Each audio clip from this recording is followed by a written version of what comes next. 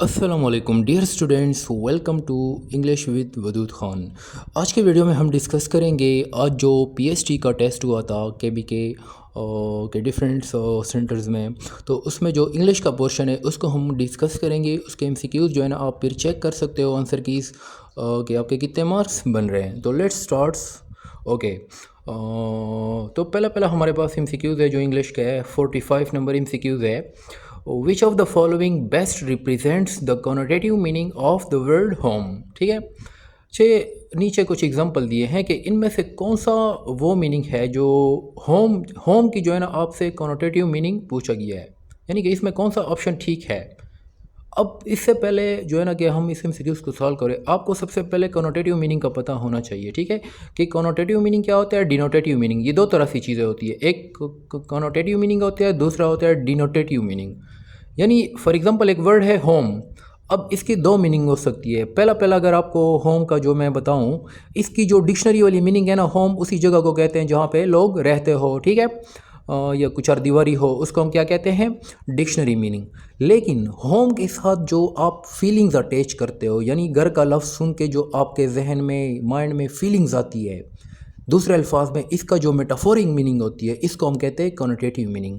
तो अगर आप ऑप्शंस को देखते हैं, इस ऑप्शंस में से आप देखते हैं कि कौन सा वर्ड मीनिंग है जो होम की सिर्फ डिक्शनरी मीनिंग नहीं बता रहा, बल्कि उसके साथ जो जुड़ी फीलिंग्स और आपके जहन में या मेटाफोरिकल सेंस में वो कन्वे कर रहा है। तो कॉनोटेटिव मीनिंग जो होती है ना, मेटाफोरिकल मीनिंग्स, यानी वो डिक्शनरी वाली मीनिंग नहीं होती, बल्कि उसके साथ जो अटैच करते हैं आप, उसके साथ जो मीनिंग आप डिराइव करते हैं उससे। ठीक है, तो इसको जो है ना समझना ज़रूरी है, क्योंकि इस पे MCQs most of the time आते हैं।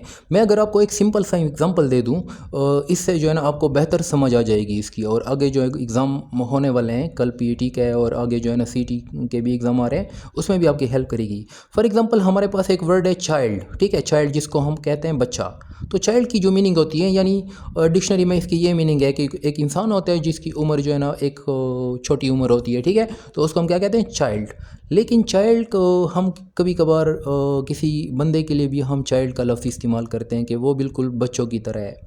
अब बच्चे जो है ना हम उसको मासूम कहते हैं। ठीक है, इनोसेंस को जाहिर करते हैं जो बच्चे होते हैं ना, child represents innocence and purity. बच्चों में क्या खासियत होती है, वो प्योर होते हैं, दिल के सच्चे होते हैं और वो इनोसेंट होते हैं। ठीक है, तो ये वाली चीज़ें हम बच्चों के साथ अटैच करते हैं। तो अगर आप बच्चे की कॉनोटेटिव मीनिंग देते हो, तो कॉनोटेटिव मीनिंग में आपने जो फीलिंग्स अटैच किए बच्चे के साथ, इनोसेंस आ गया, child represent innocence and purity. जबकि जो डिक्शनरी मीनिंग है या लिटरल मीनिंग है या जिसको हम डिनोटेटिव मीनिंग भी कहते हैं, वो क्या होता है, एक ऐसा बंदा जिसकी उम्र कम हो। ठीक है, अच्छा, इस ऑप्शन में अगर हम देखते हैं तो हमारे पास चार ऑप्शन दिए गए हैं। पहला एग्जांपल है होम का, जो मीनिंग है a place where people live, एक ऐसी जगह जहाँ पे लोग रहते हैं। अब ये तो डिक्शनरी मीनिंग है ना, डिनोटेटिव मीनिंग है। दूसरा हमारे पास है बी वाला, a place of comfort safety and love. अब ये जो मीनिंग है कंफर्ट सेफ्टी एंड लव, एक ऐसी जगह जहाँ पे आपको आराम मिलता है, तहफ़्फ़ुज़ मिलता है और प्यार और मोहब्बत मिलती है। ये जो है ना उसकी क्या है, कॉनोटेटिव मीनिंग है, या जिसको मेटाफोरिकल मीनिंग कहते हैं। ठीक है, अच्छा, दूसरा एमसीक्यूज़ है हमारे पास, he was tired so he went to bed early, identify the conjunction. यहाँ पे जो कंजंक्शन है ऑप्शन सी, सो। ठीक है, तो 47 नंबर हमारे पास एमसीक्यूज़ है, always homework does his he, rearrange the words to make a complete sentence. तो इसको जब आप कंप्लीट सेंटेंस बनाएंगे तो इसमें डी वाला ऑप्शन करेक्ट है। ठीक है, अच्छा, इसके बाद जो हमारे पास एमसीक्यूज़ है 48, उसको ज़रा देखते हैं। She dash finish the work by tomorrow. देखो ना, बाय टुमारो लिखा है, इसका मतलब है फ्यूचर टेंस है, और फ्यूचर टेंस में जो है ना सब्जेक्ट के बाद कौन सा हेल्पिंग वर्ब लगता है, विल लगता है। She will finish the work by tomorrow, तो इसमें ए वाला ऑप्शन ठीक है। 49 नंबर एमसीक्यूज़ है, find the silent letter in the word receipt. अच्छा, ये जो वर्ड है ना, इसको कैसे प्रोनाउंस करते हैं, रिसीपेट नहीं प्रोनाउंस करते, बल्कि इसमें पी साइलेंट होता है, इसको हम प्रोनाउंस करते हैं रिसीट। तो इसमें क्या है, पी साइलेंट है, बी वाला ऑप्शन ठीक है। 50वां नंबर एमसीक्यूज़ है, सारा लुक्ड एट खाली जगह in the mirror before living. सारा लुक्ड एट हिमसेल्फ तो लड़के के लिए इस्तेमाल होता है, देम सेल्फ तो प्लूरल के लिए इस्तेमाल होता है, हर सेल्फ लड़की के लिए क्या इस्तेमाल होता है, कौन सा रिफ्लेक्सिव प्रोनाउन, हर सेल्फ। सारा लुक्ड एट हर सेल्फ। ठीक है, तो यहाँ पे हर सेल्फ लगेगा, सी वाला ऑप्शन। अच्छा, 51 नंबर एमसीक्यूज है, in which sentence is the comma correctly placed. पहला पहला सेंटेंस है, ये पूछ रहा है कि कौन से सेंटेंस में जो कामा है वो सही तरीके से इस्तेमाल हुआ है। पहला पहला हमारे पास सेंटेंस है we went to the park, इसके बाद कामा है, उसके बाद एंड लगा है। तो क्या कामा के बाद जो है ना एंड कभी भी इस्तेमाल नहीं होता है, ठीक है, यानी एंड से पहले आप कामा नहीं लगा सकते, ठीक है। दूसरा है हमारे पास इफ़ यू आर, इसमें यू आर के बाद कामा लगा है, तो ये भी गलत है। यू आर के बाद कामा नहीं लगता ना, इसके बाद आप कोई चीज़ लगाओगे और वर्ड लगाओगे। तीसरा है हमारे पास she ran fast jumped high and smiled, यहाँ पे फिर से देखो एंड के बाद क्या आ रहा है, एंड से पहले कामा आ रहा है, तो ये कामा नहीं लगेगा, ठीक है। ये इस तरह होगा she ran fast jumped high and smiled, तो यहाँ पे कामा गलत लगा है। डी वाला ऑप्शन देखो आफ्टर डिनर डैश लगा है, वी वॉच्ड अ मूवी। अब यहाँ पे आप देखो ना पहले पहले आफ्टर डिनर, ये टाइम का जिक्र है और ये जो है ना एक टाइम फ्रेज है, ठीक है। तो जब भी सेंटेंस के शुरू में टाइम फ्रेज आता हो, ये टाइम का जिक्र हो, इस तरह के फ्रेज हो, तो आप क्या लगाओगे, कॉमा लगाओगे। तो ये इसमें डी वाला ऑप्शन करेक्ट है। अच्छा, इसके बाद हमारे पास एमसीक्यूज़ है इंग्लिश का, एमसीक्यूज़ नंबर 68, ठीक है। तो 68 वाला एमसीक्यूज़ ज़रा देखते हैं। विच sentence is the best example of topic sentence, ठीक है, कि टॉपिक सेंटेंस का बेस्ट एग्जाम्पल क्या होता है। अब यहाँ पे अगर आप देखते हो ना, तो टॉपिक सेंटेंस को आपने समझना होगा और ये थोड़ा सा लेंथी है, तो मैं वर्बली आपको नहीं समझा सकता, बल्कि इसका डायरेक्टली मैं आपको आंसर बता देता हूँ, थोड़ा बहुत एक्सप्लेन करके दे देता हूँ। पहला है dogs bark loudly when they see strangers. दूसरा है dogs are loyal and helpful animals. तीसरा है हमारे पास I saw a dog chasing a cat yesterday. D हमारे पास है some dogs have fur and some have short fur. अब इसमें जो है ना बी वाला ऑप्शन जो है ना बेस्ट एग्जांपल है टॉपिक सेंटेंस का, dogs are loyal and helpful animals. ये आप शुरू में अगर लगा दे तो इस पे पूरा पैराग्राफ आप अच्छी तरीके से बना सकते हो। बाकी जो है वो कोई स्पेसिफिक जो है ना सेंटेंसेज है, ठीक है, टॉपिक सेंटेंस है, उसको आप इतना ज़्यादा एक्सपेंड नहीं कर सकते, ठीक है। टॉपिक सेंटेंस वो होता है जो पैराग्राफ के शुरू में लगता है और वो पैराग्राफ का मेन आइडिया होता है, और आप उसको लेके जो है ना पूरा का पूरा जो पैराग्राफ है वो बना सकते हो। तो बी वाला अगर आप पहले लगा दो ये सेंटेंस, तो इसमें आप ये बाकी तीनों सेंटेंसेस इसमें नीचे एक्सपेंड कर सकते हो, ठीक है। तो ये टॉपिक सेंटेंस है। अच्छा, इसके बाद हमारे पास है 69, खाली जगह dash of lines road in the jungle. तो ये एक कलेक्टिव नॉन का वो है, लाइन्स का जो एक ग्रुप होता है उसको हम क्या कहते हैं, प्राइड कहते हैं, अ प्राइड ऑफ लाइन्स, ठीक है। तो इसमें क्या है, प्राइड है, ये मैंने आपको एक्सप्लेन भी किया था, ठीक है, जो मैंने नाइन्थ वाला कोर्स में पढ़ा रहा था, उसमें मैंने जो है ना आपको एक्सप्लेन किया है एक्सरसाइजेज में, जो मैंने सीरीज स्टार्ट की थी। जिन्होंने पेड कोर्स ज्वाइन किया था तो उसको ये पता होगा। अच्छा, और 70 नंबर एमसीक्यूज है, आई वेंट आउट विद सारा on Sunday, she looked confused, identify the anaphoric reference. अच्छा, देखें ना यहाँ पे फिर से एनाफोरिक रेफरेंस, ये पिछली दफ़ा भी आया था, मैंने एक्सप्लेन करके दिया था। अगर आपने वो वाला वीडियो अगर देखा हो जो CTIT का पेपर हुआ था, तो उसको मैंने जब एक्सप्लेन किया था तो मैंने आपको बताया था यहाँ पे ऑप्शंस जो है ना चौंके मिट गए हैं, नज़र नहीं आ रहे, लेकिन मैं आपको बता देता हूँ। आई वेंट आउट विद सारा on Sunday, she looked confused. तो यहाँ पे ये कह रहा है कि इसमें एनाफोरिक रेफरेंस कौन सा है। देखो, एनाफोरिक रेफरेंस एक ऐसा वर्ड होता है जो पहले मेंशन किए गए वर्ड की तरफ इशारा करता है। मोस्ट ऑफ द टाइम ये प्रोनाउंस होते हैं। तो यहाँ पे अगर हम देखते हैं ना, हमने पहले सारा का वर्ड यूज़ किया है और दूसरी दफ़ा हमने शी लगाया है, तो शी यहाँ पे एनाफोरिक रेफरेंस है, क्योंकि ये किसकी तरफ रेफ़र कर रहे हैं, सारा की तरफ रेफ़र कर रहे हैं, ठीक है। तो इसमें शी जो है ना एनाफोरिक रेफरेंस है, ये वाला ऑप्शन ठीक है, ठीक है। अच्छा, 71 है हमारे पास, N antonym for ferocity is. Ferocity का एंटोनिम क्या है, एंटोनिम का मतलब होता है अपोजिट, यानी फेरोसिटी का अपोजिट वर्ड क्या है। तो आपको ये पता होना चाहिए कि फेरोसिटी का मीनिंग क्या होता है। फेरोसिटी का मीनिंग होता है वाइल्डरनेस, यानी वैश्यतपन होता है, या जंगलीपन जो होता है, इस तरह के वर्ड जो है ना। जिस तरह बी है ब्रुटैलिटी, फेरोसिटी के जो मीनिंग होता है, ये बी वाला ब्रुटैलिटी भी इसको कहते हैं, एग्रेशन भी इसको कहते हैं, और फियर्सनेस भी इसको कहते हैं, ठीक है। ये सारे उसके सिनोनिम्स है, जबकि ए वाला जो है ना ये उसका अपोजिट है, माइल्डनेस, ठीक है। तो एंटोनिम जो है ना फेरोसिटी का क्या है, माइल्डनेस है, ठीक है। इसमें ए वाला ऑप्शन ठीक है। अच्छा, 72 नंबर है हमारे पास, I don't know where she went to, identify the noun clause. अच्छा, नाउन क्लास जो होते हैं ना वो क्या काम करते हैं, नाउन का काम करते हैं, ठीक है। तो सबसे पहले आपको ये पता होना चाहिए कि क्लास क्या होता है। क्लास जो है ना उसमें वर्ब का भी होना ज़रूरी है और सब्जेक्ट का भी होना ज़रूरी है। तो नॉन क्लास में आपके पास सब्जेक्ट भी होगा, वर्ब भी होगा, ठीक है। इसके अलावा नॉन क्लास सब्जेक्ट का भी काम करेगा, ऑब्जेक्ट का भी काम करेगा। इन पॉइंट्स को आप जहन में रखो। अब इसमें ढूंढते हैं कि कौन सा पार्ट है जिसमें सब्जेक्ट और वर्ब भी है और वो ऑब्जेक्ट का भी या सब्जेक्ट का भी काम कर रहा है।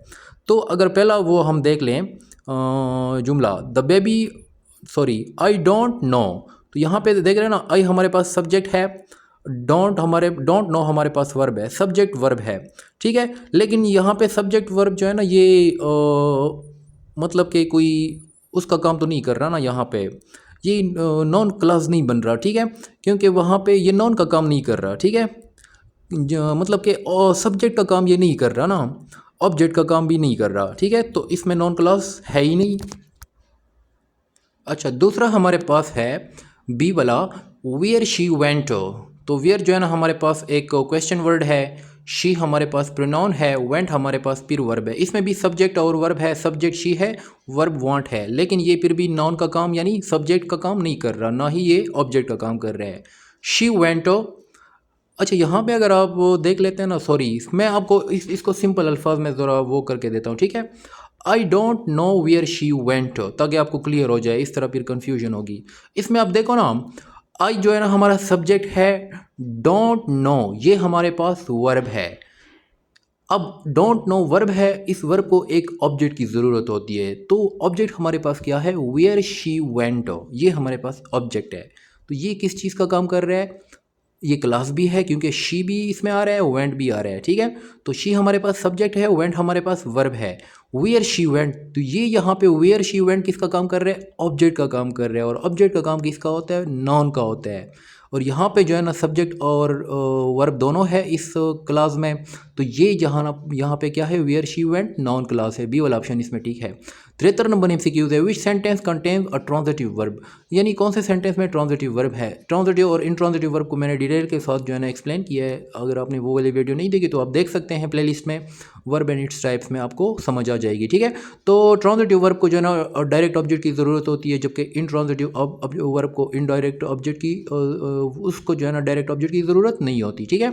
अब इसको ज़रा देखते हैं कि कौन सा ऑप्शन इसमें ठीक है। ओके, तो identify the sentence with a transitive verb. पहला सेंटेंस है the baby cried. The baby हमारे पास सब्जेक्ट है, क्राइड हमारे पास वर्ब है, ठीक है। यहाँ पे कोई ऑब्जेक्ट मौजूद ही नहीं है, तो ये ट्रांजिटिव वर्ब तो इसमें क्राइड, तो ट्रांजिटिव वर्ब इसमें नहीं है, ठीक है। शी स्लीप साउंडली, इसमें भी हमारे पास कोई भी ऑब्जेक्ट मौजूद नहीं है, तो ये भी इसमें भी ये वाला ऑप्शन भी गलत है, ठीक है। The boy through the ball, अब इसमें जो है ना हमारे पास ट्रांजिटिव वर्ब है, द बॉय सब्जेक्ट है, थ्रू हमारे पास वर्ब है, जबकि द बॉल, ये थ्रू जो है ना ट्रांजिटिव वर्ब है, द बॉल जो है ना हमारे पास क्या है, ऑब्जेक्ट है, ठीक है। तो थ्रू को जो अगर आप इसको ऐसे लिख देते हैं ना, the boy through, the ball को आगे हटा दे, तो द बॉय थ्रू ये जो है ना ये पूरा सेंस आपको नहीं देगा, यानी इसकी मीनिंग कंप्लीट नहीं होगी। जब आप द बॉल लगा दोगे तो ये मीनिंग कंप्लीट करेगा। तो इसका मतलब है थ्रू जो है ना ये क्या करता है, इसको द बॉल की ज़रूरत यानी ऑब्जेक्ट की ज़रूरत है, तो ये ट्रांजिटिव वर्ब है, ठीक है। तो इसमें सी वाला ऑप्शन करेक्ट है। 74 नंबर है, identify the sentence with an intransitive verb, ये बिल्कुल इसका अपोजिट है। कोई ऐसा सेंटेंस लिखो जो ऑब्जेक्ट के बगैर भी कंप्लीट मीनिंग दे रहा हो। पहला है एलेक्स थ्रू द बॉल, तो ये तो हो नहीं सकता क्योंकि उसी तरह है ना जो अभी मैंने डिस्कस किया, इसमें तो ट्रांजिटिव वर्ब थ्रू मौजूद है, ठीक है। अच्छा, दूसरा ऑप्शन देखते हैं, मारिया डिलीवर्ड द पैकेज। ये वाला ऑप्शन भी देखते हैं। मारिया हमारे पास सब्जेक्ट है, डिलीवर्ड वर्ब है, द पैकेज जो है ना हमारे पास ऑब्जेक्ट है, ठीक है। इसमें भी जो है ना आपके पास ऑब्जेक्ट मौजूद है, तो मारिया डिलीवर्ड ये भी ट्रांजिटिव वर्ब है, delivered. A candle was glowing, इसमें जो है ना आपके पास ऑब्जेक्ट मौजूद नहीं है, तो अ कैंडल वॉज ग्लोइंग ये हमारे पास क्या है, इंट्रांजिटिव वर्ब है। इसमें इंट्रांजिटिव वर्ब क्या है, ग्लोइंग है, ठीक है। या वाज है इसमें आ रहा है, ठीक है, इसमें इंट्रांजिटिव वर्ब है, ठीक है। अच्छा, इसके बाद हमारे पास 75 number MCQs, the synonym for profusion is, profusion का मतलब होता है बहुत ज़्यादा मिकदार में, तो इसका जो सिनोनिम है यानी इसका जो मीनिंग है, सिनोनिम कहते हैं वर्ड्स मीनिंग को, ठीक है। एक वर्ड होता है जो उसका एग्जैक्ट मीनिंग होता है उसको हम सिनोनिम कहते हैं। तो इसका ऑप्शन ए ठीक है, अबंडेंस है, अबंडेंस का मतलब होता है ज़्यादा मिकदार में, जबकि बाकी तीन जो है स्केरसिटी, बाकी क्या लिखे है नज़र नहीं आ रहा, डिफिशेंसी वगैरह, ये जो है ना इसके एंटोनिम्स है। अच्छा 76 नंबर ये तो किसी और सब्जेक्ट के। अच्छा बाकी देखते हैं ज़रा इंग्लिश के। अच्छा आगे जो है ना हम एमसीक्यूज डिस्कस करते हैं। MCQs number 92, he decided one day that खाली जगह things had to be changed. यहाँ पे चूज़ द अप्रोप्रिएट आर्टिकल, पहला लिखा है डेफिनेट आर्टिकल दी है, उसके बाद एन है, फिर ए है, नो आर्टिकल। तो इसमें जो है ना कोई भी आर्टिकल नहीं लगेगा। ही डिसाइडेड वन डे, उसने एक दिन फैसला किया, that things had to be changed. ठीक है, दैट के बाद यानी थिंग्स से पहले जो है ना आप दी नहीं लगा सकते, क्योंकि दी तभी इस्तेमाल होगा, एन तो लग नहीं सकता, ए भी नहीं लग सकता, क्योंकि ये वो है प्लूरल है, प्लूरल के साथ आप ए और एन नहीं लगा सकते। ठीक है, और दी आप लगा सकते हो लेकिन यहाँ पे नहीं लगा सकते, क्योंकि जो है ना कि हमें नहीं पता कि कौन सी चीज़ों की बात हो रही है ना, और इस सेंटेंस में मेंशन भी नहीं है। अगर चीज़ें पहले मेंशन होती थी ना, या किसी खास चीज़ के बारे में बात होती, तो फिर दैट के बाद क्या लगता, ए वाला ऑप्शन ठीक होता, तो इसमें कोई भी आर्टिकल नहीं लगेगा। अच्छा 93 नंबर एमसीक्यू है, choose the adverb of manner in the following. Adverb of manner यहाँ पे क्या है, बट एंड और, ये तो एडवर्ब बिल्कुल है भी नहीं। ठीक है, तो इसमें डी वाला ऑप्शन क्या है, बगैर किसी उसके आप आराम से क्विकली जो है ना ये एडवर्ब ऑफ मैनर है, बाकी तो एडवर्ब है भी नहीं। ठीक है, 94 नंबर एमसीक्यू है, the frog hurt itself while playing. The underline word is, itself क्या है, देखो ना, the frog hurt itself, itself हमारे पास क्या है, एडवर्ब ऑफ एक्शन है, एडवर्ब ऑफ प्लेस है, एडवर्ब ऑफ फ्रीक्वेंसी है, रिफ्लेक्सिव प्रोनाउन है। तो ये इटसेल्फ जो है ना यहाँ पे क्या है, रिफ्लेक्सिव प्रोनाउन है। ये मैंने आपको बहुत ही आसान अल्फाज में पढ़ाया था। 95 नंबर एमसीक्यू है हमारे पास, she gave me a book. ये एक पास्ट इंडेफिनिट का टेंस है, तो जब आप इसको पैसिव वॉइस में कन्वर्ट करोगे, तो पास्ट इंडेफिनिट को जब आप पैसिव वॉइस में कन्वर्ट करते हो, उसमें हेल्पिंग वर्ब कौन से लगते हैं, वाज या वर।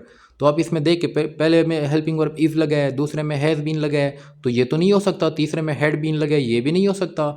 चौथे में हमारे पास वाज लगा है, तो बगैर देख के आप हेल्पिंग वर्ब को देखते ही इसको टिक लगा दो। डी वाला ऑप्शन में वाफ लगा है तो इसी पे टिक लगा दो, बाकी उसका देखने की ज़रूरत भी नहीं है, क्योंकि सिंपल पास्ट टेंस जो होता है या पास्ट इंडिफिनिट, उसको जब आप पैसिव वॉइस में कन्वर्ट करोगे ना, तो उसमें हेल्पिंग वर्ब क्या लगेगा, वाज या वर लगेगा। ठीक है, बाकी कुछ भी नहीं देखना है। अगर किसी ऑप्शन में वाज या वर, अगर दो ऑप्शन में वाज या वर है, फिर जो है ना आपको कन्फ्यूजन होगी, फिर आप पूरा चेंज करके देख लिया करो। लेकिन अगर सारे जो हमारे पास ऑप्शन है उसमें मुख्तलिफ हेल्पिंग वर्ब इस्तेमाल हुए, तो फिर आपको क्या करना है, सिर्फ वो वाला ऑप्शन ढूंढना है जिसमें हेल्पिंग वर्ब जो मैंने बता दिया है वो लगते हैं। ठीक है, तो इसमें अगर आप देखते हो इज़ है, हैज़ बीन है, हैड बीन है, तो ये मुख्तलिफ हेल्पिंग वर्ब है। ठीक है, तो आपके पास एक ही ऑप्शन बचता है वाज, तो यही ठीक होगा, और तो ठीक है ही नहीं। 96 नंबर एमसीक्यूज है, he said I am feeling tired. ये डायरेक्ट नरेशन है, इसको आपने इनडायरेक्ट में कन्वर्ट करना है। तो इनडायरेक्ट में कन्वर्ट करने के लिए कामा ख़त्म करो, इन्वर्टेड कामस भी ख़त्म करो। ठीक है, कोटेशन मार्क जो है उसकी जगह दैट लगा दो। आई जो है ना ही में कन्वर्ट हो जाएगा, आई एम फीलिंग टायर्ड, इससे आई जो है ना ही में कन्वर्ट हो जाएगा, एम जो है ना वाज में कन्वर्ट हो जाएगा, ही वॉज फीलिंग टायर्ड। ठीक है, he said that he was feeling tired, इस तरह बन जाएगा। ठीक है, तो इसमें कौन सा ऑप्शन ठीक है, ऑप्शन ए ठीक है, he said that he was feeling tired. Okay dear students, तो ये हमारे पास थे तकरीबन 21 एमसीक्यूज, कुछ मैंने अरेंज किए थे, बाकी पेपर मिसिंग था, तो इसमें आप अपने आंसर कीज चेक कर सकते हो। ये कंफर्म है, इसमें कोई भी मिस्टेक्स नहीं है। आप आराम से जो है ना इसको चेक करो और मुझे बता दो कमेंट्स में कि आपके कितने एमसीक्यूज सही है। इसके अलावा जो स्टूडेंट्स अभी देख रहे हैं इस वीडियो को या नए हैं, उनको मैं इन्फॉर्म करता हूँ कि जो मैं इंग्लिश स्पेशली ईटा के लिए प्रिपरेशन करवा रहा हूँ, मेरे काफ़ी सारे स्टूडेंट्स हैं और इंग्लिश का पोर्शन बहुत ही आसान होता है। मैंने आपको जो मेरा व्हाट्सअप ग्रुप है उसमें भी इन्फॉर्म किया था कि आपने दो सब्जेक्ट पे फोकस करना है, इंग्लिश और साइंस पे। इन्हीं दोनों में आपने मार्क्स को टारगेट करना है, इसमें मैक्सिमम स्कोर आप ले सकते हो अगर आप तैयारी करते हो। मैथ में आप जितनी भी तैयारी कर लो, उसकी जो है ना वो टेक्निकल पेपर होता है और थोड़ा सा मुश्किल देते हैं, तो मैथ वाले सब्जेक्ट के अलावा बाकी सब्जेक्ट के जो टीचर्स हैं उनके लिए ये बहुत ही मुश्किल होता है फिर मैथ। ठीक है, जिस तरह आज के पेपर था, CTIT वाला पेपर था, आगे जो पेपर आने वाले हैं उसमें भी मुश्किल होगा। इसके अलावा बाकी जो सोशल स्टडी है, इस्लामियात है, वो भी बहुत मुश्किल होते हैं, तो उसको कवर करना भी मुश्किल है। तो आपका फोकस कहाँ पे होना चाहिए, ज़्यादातर फोकस आपका साइंस और इंग्लिश में होना चाहिए। इंग्लिश की मैं तैयारी करवा रहा हूँ और मंडे से इंशाल्लाह अगला सेशन शुरू हो रहा है, तो अगर किसी ने इसको मेरे सेशन को ज्वाइन करना है तो आप मुझे कमेंट्स कर सकते हो, फिर मैं जो है ना आपको व्हाट्सअप नंबर या आपके साथ कांटेक्ट कर लूँगा। ठीक है, मैं आपको प्रॉपर तैयारी करवाऊँगा, क्लास 4 से लेकर क्लास 10 तक जितने भी ग्रामर है, पार्ट्स ऑफ स्पीच है, सारा कुछ। ये जो जितना भी पेपर आया ना, ये बिल्कुल अगर आप मेरे कोर्स को देख लेना, मैंने जो ऑनलाइन अपलोड भी किया है ना, वो यूट्यूब पे आप मेरे चैनल पे देख भी सकते हो। तो तकरीबन मोस्टली वहीं से MCQs आए हैं ना, बहुत ही आसान आसान MCQs आए हैं। बस मसला ये है कि लोग स्टूडेंट्स जो देखते नहीं है, ऊपर ऊपर से देख लेते हैं, सही से कवर नहीं करते, तो फिर उनके लिए मसला होता है। तो अगर कोई आगे पढ़ना चाहता है या प्रिपरेशन करना चाहता है कंप्यूटर बेस्ड टेस्ट के लिए, या जिनके PST CT के टेस्ट अभी बाकी हैं, वो मेरे साथ कांटेक्ट कर लें। इंशाल्लाह मैं आपको 20 या इससे कम दिनों में जो है ना तैयारी करवाऊँगा, 4 से लेकर 10 तक सब कुछ। That is all for today, see you next time.